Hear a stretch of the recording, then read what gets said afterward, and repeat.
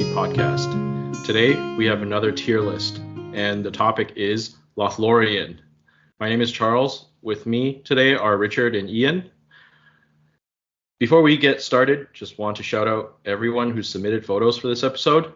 Please go check out their works, and all the Instagram handles will be included on screen and in the video description. All right, let's dive into the army list Lothlorien. Nice. It's definitely a top 3 elf faction. Oh yeah, it's up there somewhere. I don't know. I think it's probably one of it might be the best elf faction to ally. I mean, well, Rivendell is still really good, but just because Galadriel is such a cheap spellcaster and she can lead 18 elves, that's worth a lot. They also have, I think, the easiest way to get Fight 6 warriors. I know all 3 Elven factions have access to them, but I think, yeah, if you want that allied into your army, it might be the easiest to get from Lothlorien. All right, let's get into it. So the first profile, Galadriel. Ian? Okay, so this is kind of funny because last edition I actually thought she was kind of overpriced considering all she brought to the table was unimmobilize. But this edition I think I would actually rate her pretty highly, again because of the ally matrix that we mentioned earlier and the fact that she can bring 18 elves into any alliance, which is, if you're going to be allying, you don't really need more than 18, right? That's plenty enough to get the fight 5, fight 6 around your line if you need it. And then getting a really decent spellcaster with the immobilize. Immobilize, command, and blinding light, those are all huge things that really contribute to an army. Yeah, she really is one of the best spellcasters in the game. One criticism that I hear quite a bit about her is she's most likely going to be your leader because she's a hero of legend. And then people will say, oh, she's not a fighty hero, so if you roll Contest of Champions, you're kind of screwed. But personally, I think she's a great leader. The 1 in 18 chance that you're going to play Contest of Champions, I don't think breaks her. I mean, she gets re-rollable fate. Even at D3, she has heroic defense. So I actually think she's a great leader because she's going to be out of combat most of the time. So yeah, in most of the scenarios, she's actually a net positive being your leader.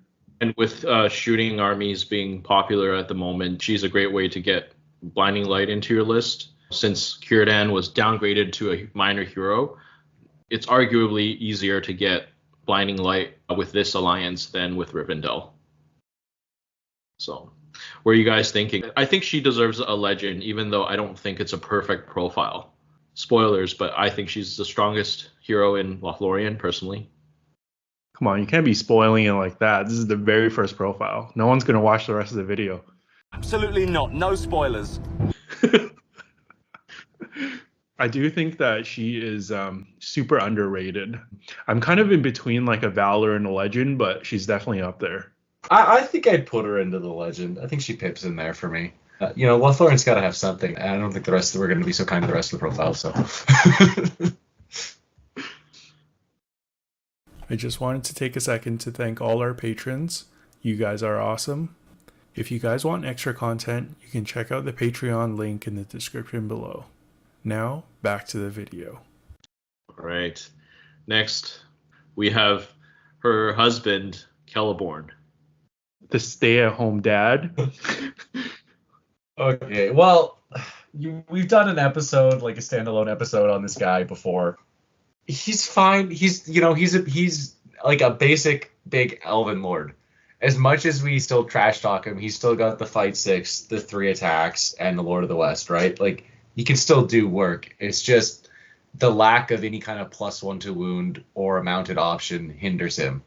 That being said, he still does bring some nice abilities to the table. He's got very limited magic because he only has 3 will, but all of the spells that he has are useful. He's got good heroic actions. He's got strike defense. I mean, channeling, you're not going to use that much, but the other 2 are good. And he's got a 12-inch standfast. So he has a lot of useful things. It's just he doesn't bring that hitting power to the table. And usually when you're playing Elven factions, your hitting power comes from your big heroes. and he just doesn't do that. To be fair, he is probably the biggest Lothlorien hitter. So, if you're playing pure Lothlorien, you don't really have access to the other big mounted Elven Lords. I will say I'm quite surprised at how good of a caster he is. Like, yeah, he has 3 spells only, but they're all either on a 2+ or a 3+. And I think Aura of Command is like super underrated because it allows you to ally with low courage factions. It's a really good synergy with Arnor, for instance. Yeah, I've been playing around with lists at around 600 points with him, with allying him into Arnor instead of trying to get Círdan in there, because that was what you used to be able to do. It is solid, He's priced in a way where I think if you had a horse option, he'd be up there with the other mounted elf lords, like in the same tier. But I think because he doesn't have that option, he is overpriced. And also, this part of his profile that hasn't been mentioned is being able to upgrade warriors into Galadhrim Guard for 1 point. Like, it's kind of redundant if you're going to cast Aura of Command. So I don't see that used ever. But, he does bring a lot of tools and utility to any Lothlorien army. I'm thinking he's a Fortitude. I can see you building a list around him, and on a good day, he could deal a lot of damage. He can kill the enemy leader. He could do quite a bit, but I don't think that will happen every game. Yeah, he'll still perform for you as long as you're not going up against dwarves. If you're going up against dwarves and he's wounding on 6s, he's going to struggle a bit. I think a Fortitude is fine for him. If like Charles was saying, if he was, if he had access to the horse, or if he was, 10 to 20 points cheaper, he would be higher for me. But yeah, Fortitude's probably a good spot for him. Yeah, I'm okay with that. Okay, so let's jump into Rumil's profile. He's the brother that doesn't have Heroic Strike. He has Heroic Defense, but then he can force enemy models to re-roll D6 for the dual roll. Honestly, I don't think he needs Heroic Strike. Like, having the defense is good enough, and he's base defense 7 anyway, so a lot of heroes still need 6s to wound him. And that reroll in the fight is really, really useful. Honestly, last edition, he was kind of a little broken. I really like the way he's balanced right now. I think he's written quite well, and I would rank him fairly highly, probably in a Valor. The biggest, like, the worst thing about him is that he's only Hero Fortitude, so he would make a good ally into a lot of other lists, but you can't really slot him into other lists very easily. Mm-hmm. I think I would agree with you before Haldir was bumped into a Valor, because I saw them as pretty much equal in terms of value. But now that Haldir can lead 15 and he's your first pick when you want to ally most of the time, I don't see Rumil come up as often. He's usually going to be, at best, your third pick in your army. He's still sort of like a might battery. He brings 3 might, so that's good. But your opponent isn't always going to have a big target for you to throw Rumil at in heroic defense. That's great when they have a huge hero, when they have a big monster, but that isn't going to be every game. Not every opponent has that. And so I feel like you can't get the most out of him in every situation. I'd put him in Fortitude as well, but Richard, what do you think? Yeah, I mean, I really like his special rule. I like the just being able to clog up enemy heroes. Like, with his special rule, like, and heroic defense, he's probably like up there in one of the best at doing that. I don't know. This is tough. We definitely put Haldir above him, but I think I am like bordering that Fortitude and Valor. I feel like I'm an Ian today. I can't decide on where to put these heroes, but well, so the way I see it, like, I agree. I think if you're gonna do an allied faction, you'd probably grab like Galadriel, Celeborn, or Haldir. But then if you're gonna grab a secondary hero to that, I think he slots quite nicely into that position. If you're building a pure Lothlorien list, then it becomes more tricky, I think, because you're trying to slot in enough, like the March and stuff as well. So technically, at like low points, you could do like a Haldir Rumil kind of spam out elves kind of list, which wouldn't be terrible. But yeah, I think I might have to lean towards Charles here, because just because I think he does have potential, but when you're really like writing competitive lists, I think he does get kind of eked out and you don't see him as often. So I would put him like top of Fortitude. That's fair. Okay, next we have Rumil's brother, Haldir. Exploding Haldir. That's a local nickname because of his one final blow special rule, where he can deal damage to all around him as he dies. Yeah, he's got some fun special rules. Like, they're not amazing, but they are kind of fun. And then, the expert shot, being able to fire his bow 2 times a turn, that's pretty handy. Mm-hmm. He's not really paying for that either if you compare him to a normal captain. Does he pay for the expert shot? Or no, I guess he doesn't. Yeah. Especially if you factor in now that he can lead 15 in his warband. Yeah. He's just definitely like good value all around. Yeah. And I think, that Valor thing is huge because if you don't want to play pure Lothlorien and you want to just take a contingent of like fight 5 or fight 6, he's the go-to, right? Because, maybe Galadriel or Celeborn's a little bit too expensive. Yeah. Yeah, and his allies to the end special rule is kind of really corner case rule, but in Defenders of Helm's Deep, it comes up quite a bit. You're always going to be having one of those 2 heroes in the list, or if not both. So, it's nice that he has strike. So he just brings a lot of utility to any kind of list. Like, he brings 3 might, he brings an extra strike. The base fight 6 is good, and then the expert shot. Again, 2 strike 3 shots hitting on 3s with 3 points of might behind it. Very powerful. So I think he's at least a Valor here. Mm-hmm. I mean, it's kind of weird because like I'm almost tempted to put him in Legend because it's Lothlorien, but I know like if he was in like Rivendell, then like he's definitely not a Legend. Yeah, although I think he would be pretty popular in Rivendell as well because Rivendell's lacking in those might batteries, right? So he brings a decent amount of might for what he costs.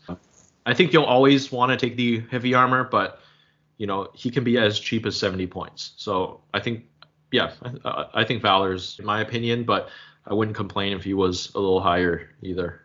Yeah, I think he's earned that upgrade given to him in the FAQ. Okay, and then the final brother, the newest addition to the game in Lothlorien, Orophin. Nice. When the profile came out, I kind of just glanced over it because Defense of the North is full of 3 attack foot heroes, and he just seems like another one. He has the 3 attacks, he doesn't have the strike, so now you have to choose between Haldir or Orophin as like your secondary combat hero. I think he's all right. I don't know in what sort of situation I would take him over Haldir. I think I would still take Haldir first. It's always going to be a contest, right? Because between the 3 brothers, and I think he generally comes out worse compared to the other 2 in most situations when you're list building. That being said, 3 attacks at fight 6 is quite reliable. He's fine for his cost. I wish he had a little bit more to make his damage output a little bit higher because his special rule is okay. If he's rolling 3 dice and re-rolling 1 with a banner, I think the odds of getting a 6 are 50%, something like that. He'll have 4 dice to wound every other turn. That's not bad. He's tied for Tauriel, I guess, as the cheapest 3 attack elf hero. So I think Haldir is definitely a cut above the other 2 brothers. So I think it's more of a question between Orophin or Rumil. It kind of comes down to your meta and like what you're expecting. I think Rumil will end up more useful in more games. I still think Orophin is useful, but yeah. Yeah, I think I would agree with that just from the utility aspect, especially the bigger the game. Like 3 attack is nice, but it's not, you're not adding anything like really special here. There's nothing special about me. Whereas like, the bigger the heroes get, then the more valuable Rumil gets. So do we even think that he comes below or above Celeborn? I would say below Celeborn because with the extra attack and the extra chance of rolling an extra dice wound, that kind of makes him a consistent troop killer, right? Can you see yourself using him to fight heroes? Because I feel like he's kind of the one that you put him on the flank to fight troops. Yeah, like it seems like he could only probably consistently take on captains. You wouldn't want to put him into a hero that can strike, right? If it's a hero who can't strike, he'll be okay because fight 6 Elven Blade, he'll win whatever. Reasonable chance of winning. But like you said, he is limited to only strength 4, so he wants to be munching troops. Yeah. He's sort of like a Delgamar from Corsairs that I've experienced with, where 3 attack hero, no strike. You don't want to put him against a striking hero, so he has a limited use in combat. Yeah, so I would put him bottom fortitude in my opinion. Yeah. Yeah, that's probably pretty reasonable. I mean, he basically has the same profile as an Elven twin on foot, right? Still a very reasonable profile, but nothing amazing. Now we're on to the unnamed heroes. So the first one we have is the Galadhrim Captain, I believe the only mounted option in the list. Yeah, the only mounted hero option. I think that in itself adds a lot to give that hitting power, and it probably one of the only options for heroic march as well. So I think he's consistently a good option. Nothing special, I would say, compared to the other 2 elf captains in the other factions, but within Lothlorien, I would say a hero of valor for me. And I'm the best we have. I mean, we were just talking about Orophin, right? And I was hesitating, with Orophin because I'm just comparing him with this profile, where they cost about the same after you put him on the horse. And it just, I think I would prefer to have a charging mounted hero here.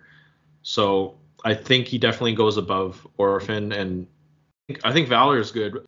I know some people don't care about having March in their list, but at least in our meta, I think with so many mobility scenarios, he is a pretty solid pick. I was going to put him in Fortitude. Honestly, all 4 of these heroes that are in this like 85, 90 point range, they're all very similar. It's just what heroics they bring to the table is really the difference, the heroics and then the limited special rules. Okay, if you're running a pure Lothlorien list, then yeah, he's probably up there in Valor if you want the March, if you value the March that highly. If you're going to be doing allying, you're going to grab Boromir. Boromir, or you're going to pick up, one of the 50 Rohan heroes that can march, because that's the green ally as well. Or even a Rivendell Knight captain, because you can ally in a Rivendell captain, and he's got the lance. Okay.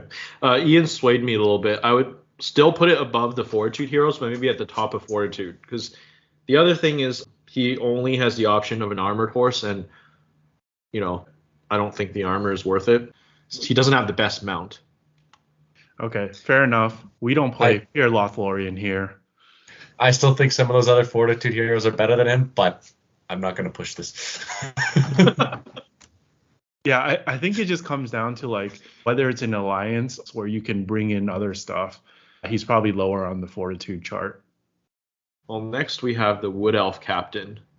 This is the unarmored version of him. And the main difference is that he has no armor, has access to throwing daggers and a Wood Elf spear instead of armored horse and shield. And he's 5 points cheaper. Well, he's got the Elven Cloak. The other captain doesn't. Yes. I don't know if you want to have a captain that can have throwing daggers, then you take him. Otherwise, I don't see a big point. If you are going to take a captain from Lothlorien, like Richard was saying, you want the mounted one because that has more hitting power when you can need it. I think like in the old edition when Lothlorien was played like with a more skirmishing style, like you're playing with like the unarmored elves, I think he would be a good option to like lead those guys. But it almost seems like in this edition, Lothlorien is like, rank and file. Like it plays very, very similar to Rivendell, So I think unfortunately, just due to the play style of the army, he's kind of like lost his place.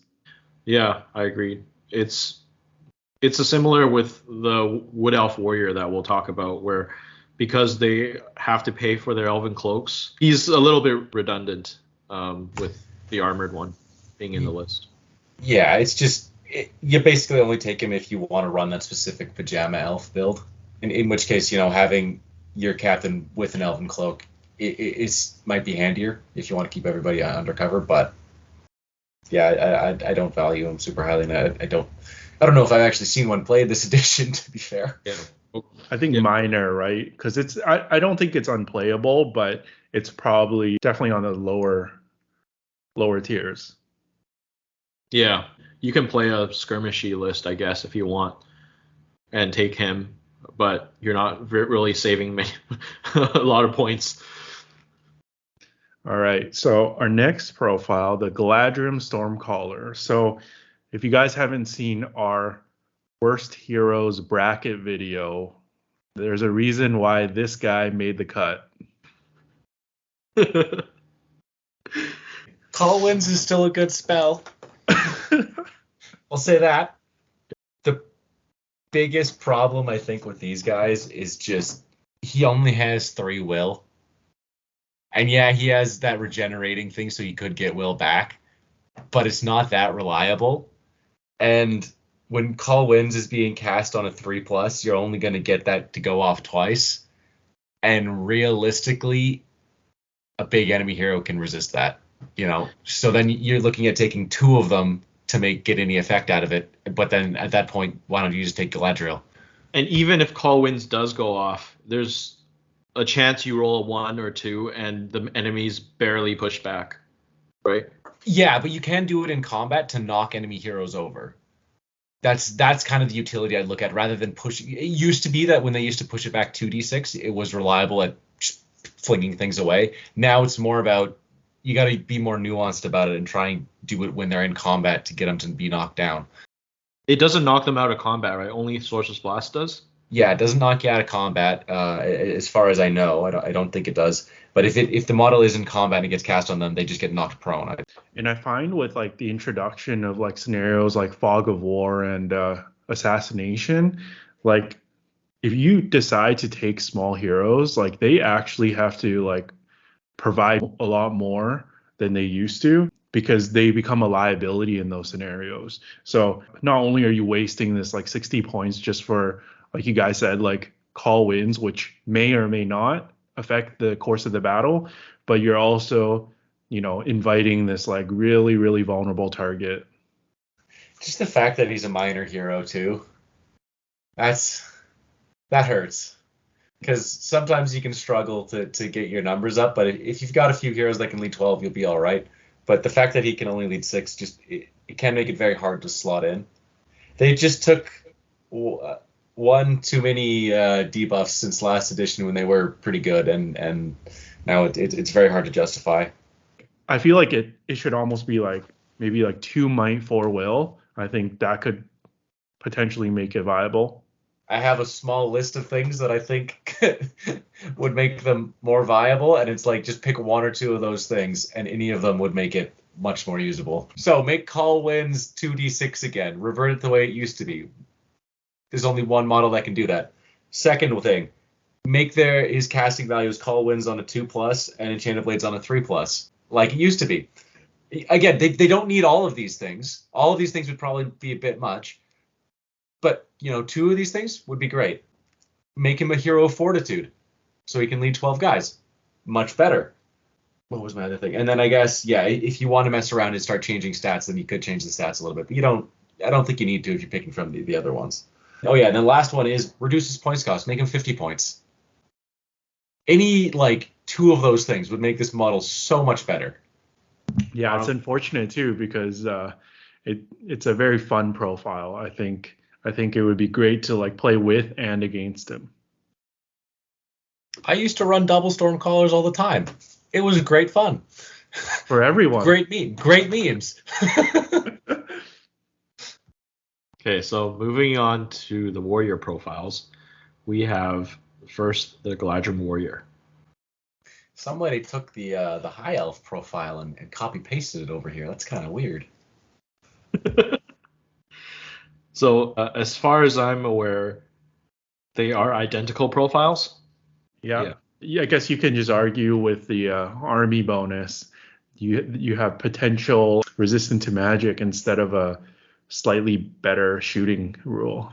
So I think the basic elf profile is pretty efficient, right? If you compare him to like a man in heavy armor, for 2 more points, he's getting 2 more fight and 2 more courage. It's a very well costed profile. Yeah. And in this like meta, fight 4 gets less and less valuable every day, but fight 5 is still very good. Yeah. And well, they also get the hand and a half elven made weapon, which is fantastic. We used to have to pay a point for that.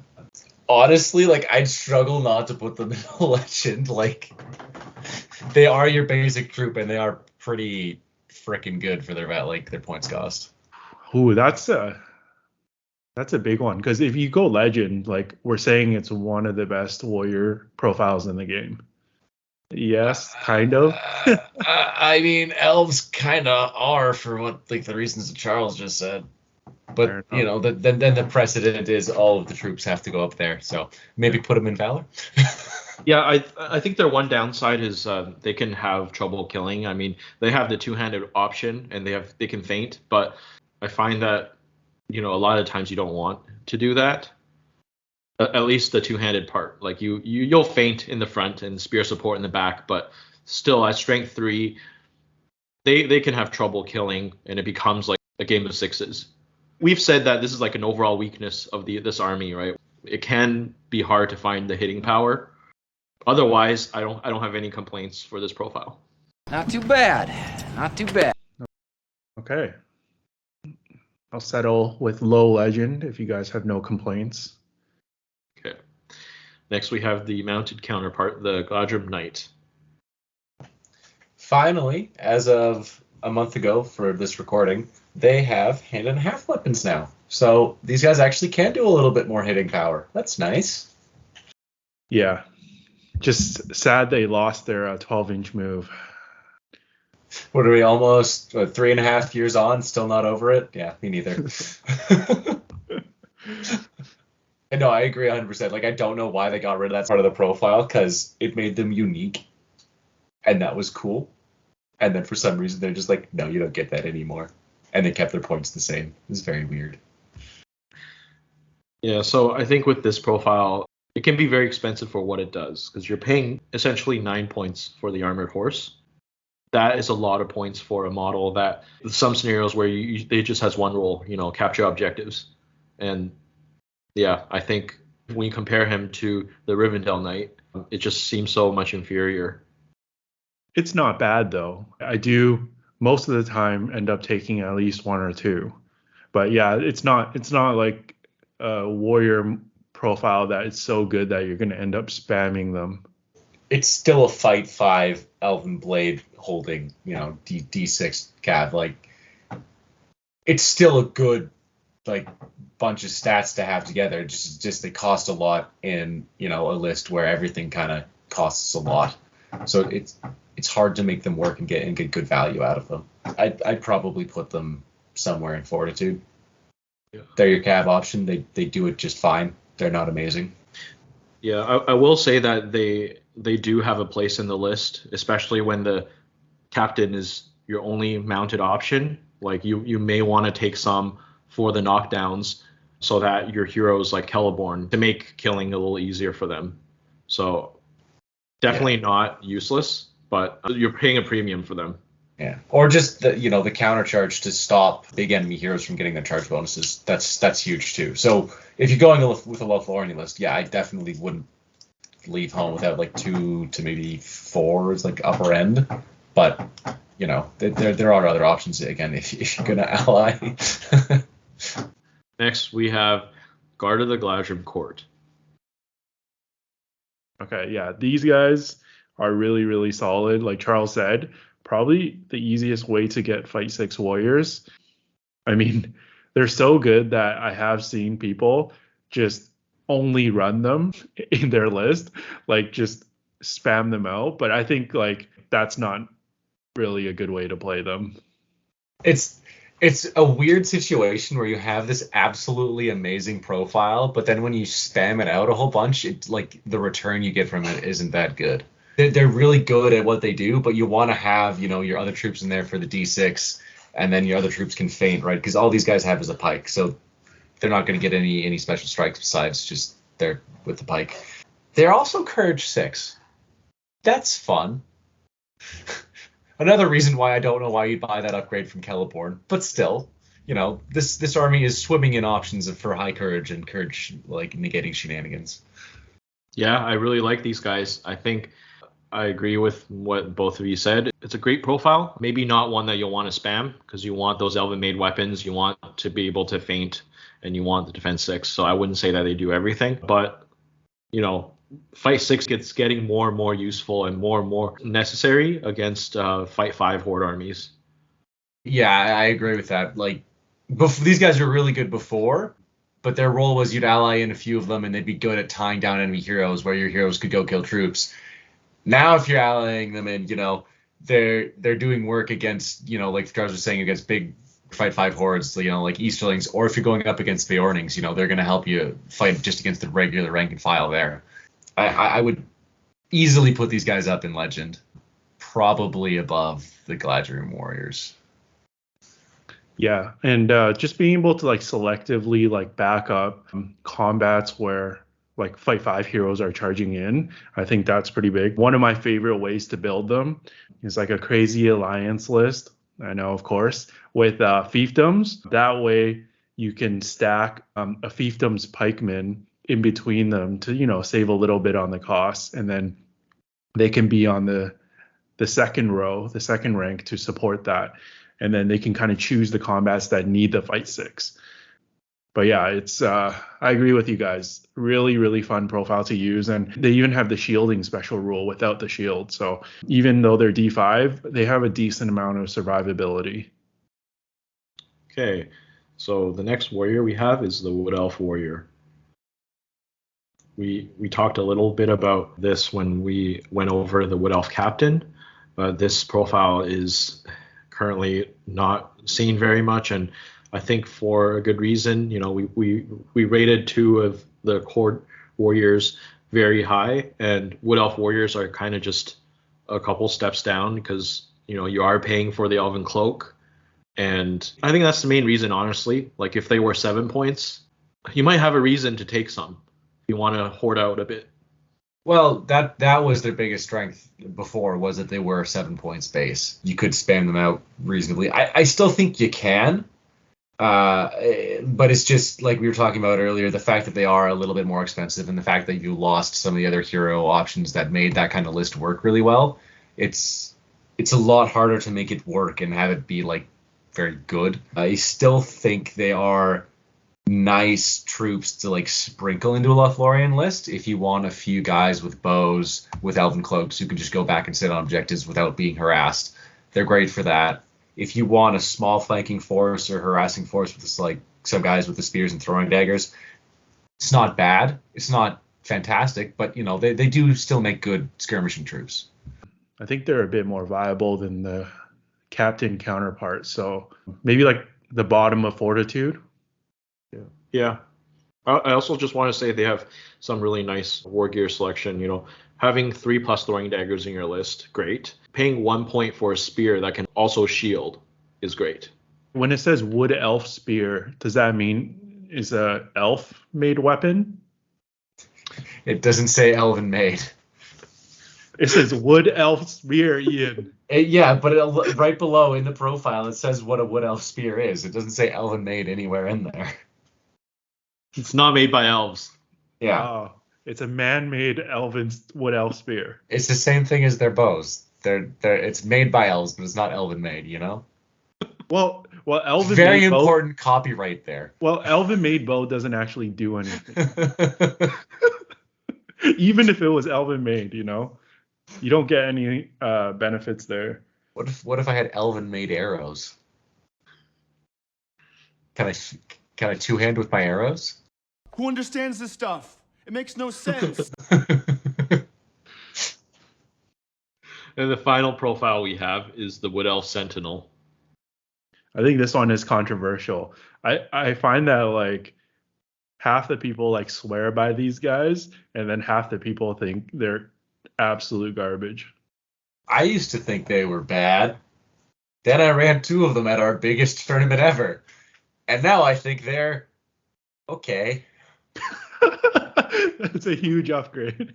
That's a big upgrade, honestly. I just don't get why they were basically exactly the same as they were last edition when an Elven Cloak was valued at 5 points, and that was taken into account with the profile. And the Elven Cloak was a lot better.